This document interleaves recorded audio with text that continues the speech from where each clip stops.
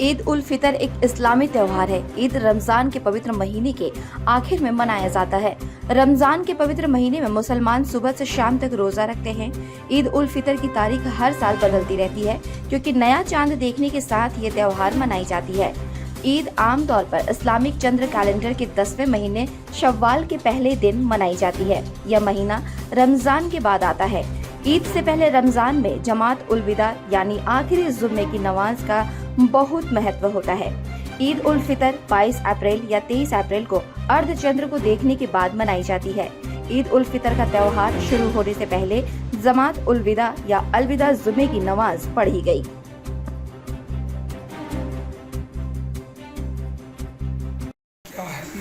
आज रमज़ान का आखिरी जुमा है, जिसे अलविदा कहते हैं, और ये बहुत ही पवित्र महीना है। मुसलमानों के, हम लोगों के लिए काफ़ी अहम रखता है ये महीना।